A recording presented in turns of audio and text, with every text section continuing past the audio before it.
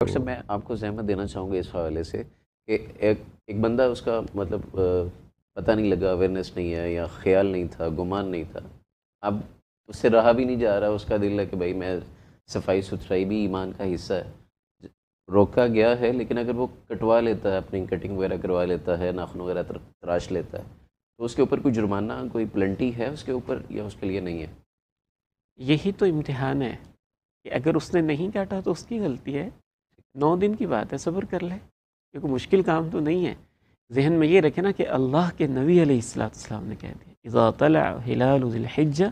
ذی الحجہ کا ہلال نظر آ جائے، ہلال پہلی رات کے چاند کو کہتے ہیں، واراد احدکم ان یضحی، اور تم میں سے کسی کا قربانی پیش کرنے کا بھی ارادہ ہو، فلا یأخذن من شعرہ ولا من اظفارہ شیئا، لا یأخذن، تاکید پائی جاتی، بالکل نہ اپنے ناخن کاٹے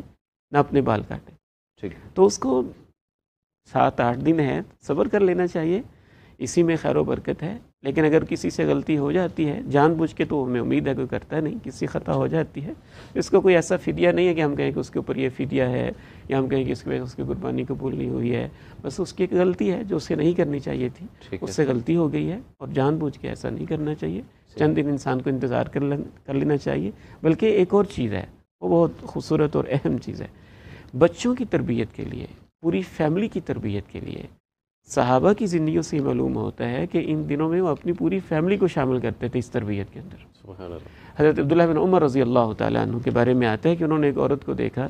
بچے کی کٹنگ کر رہی تھی یا کروا رہی تھی، تو فرمایا لو اخرتیہ الی یوم النحر لکان افضل، اگر تم اس کو لیٹ کر دیتی، کٹنگ تو کروانی تھی تو قربانی والے دن کروا لیتی، تو یہ تمہارے حق میں بہتر ہوتا۔ ایک اور لحاظ سے بھی ہم سمجھتے ہیں کہ باقی فیملی کو بھی اس کے اندر شامل ہو جانا چاہیے اس پابندی میں۔ ایک ہے فیملی کا ہیڈ جو قربانی کر رہا ہے، جی، لیکن جب فیملی کا ہیڈ قربانی کرتا ہے تو تمام فیملی ممبرز کی طرف سے ہو رہی ہوتی ہے، تو فیملی ممبرز انڈائریکٹ ان کی طرف سے بھی قربانی ہو رہی ہے، تو اس لحاظ سے ان کو بھی اس پابندی کے اندر شامل ہونا چاہیے۔ یعنی بنیادی طور پہ پابندی ہیڈ کے لیے جو قربانی کر رہا ہے، لیکن باقی لوگوں کے لیے شامل ہو جانا اس میں بہتر ہے، ان کے لیے افضل ہے، اور بچوں کے لیے بھی کہ وہ اس پابندی کے اندر شامل ہو جائیں۔ بلکہ ایک اور خوبصورت تیسری چیز بھی ذہن میں آ رہی ہے کہ جو قربانی نہیں بھی کر رہا نا، وہ بھی شامل ہو جائے۔ صحیح، کیونکہ جس کے پاس استطاعت نہیں ہے،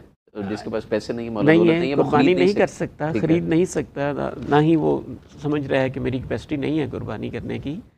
تو وہ بھی شامل ہو جائے۔ کیوں بلا؟ اس لیے شامل ہو جائے کہ نیک لوگوں کے ساتھ مشاورت بھی اللہ کو بہت اچھی لگتی ہے، تو وہ عید والے دن کر لے گا نا کٹنگ، تو اللہ اس کو قربانی کا ثواب دے گا انشاءاللہ تعالی۔ اللہ سے ہم یہ امید رکھتے ہیں، اللہ کے فضل سے، اللہ تعالیٰ کی رحمت سے انشاءاللہ تعالی۔